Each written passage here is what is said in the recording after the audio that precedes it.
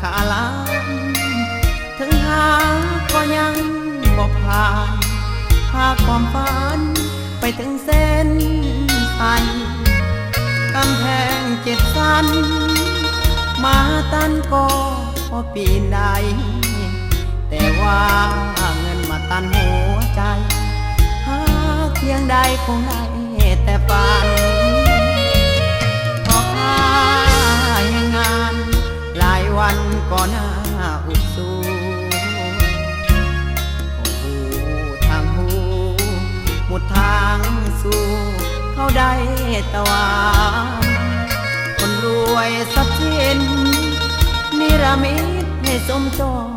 การอายขาดสมบัติพัสถานสิ่งเหล่านั้นกลางกันหักอับเศร้าใจนักใจขาดนักก็เมื่อขาดเงินสายตาเคยมองทำเหมือนเจ็บเหลือเกินยอม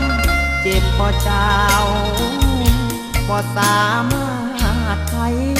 กุญแจใจให้ไกลจากเขากลับมารักละงงเจ้าเสียเจ้าก็พอความตนจริงมายอมทนกลายเป็นคนที่ถึกเลยเพียงได้ขอยืมหัวใจสู้ข่าวหน้ามนหากอายเลยปิวอายคิวบ่สูงจริงมนหากเขาลายกายมาตกหล่นบ่มีเงินใครกุญแจ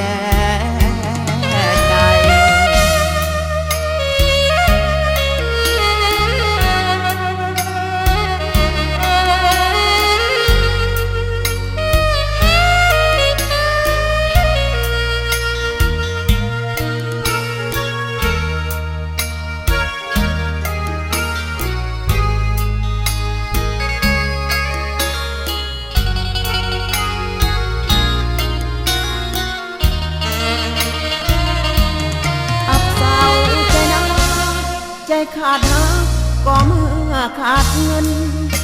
สายตาเคยมองทำเหมือนเจ็บเหลือเกินยอมเจ็บพอเจ้าพอสามารถไขกุญแจใจให้ไกลจากเขากลับมารักละงงเจ้าเสียเจ้าก็พอความตนจริงมายอมทนกลายเป็นคนที่ถึกเลยเพียงได้ขอยืมหัวใจสู้ข่าวหน้ามน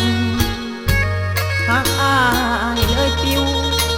อายคิวบ่สูงจริงมนหากเขาลายกายมาตกหล่นบ่มีเงินใครกุญแจ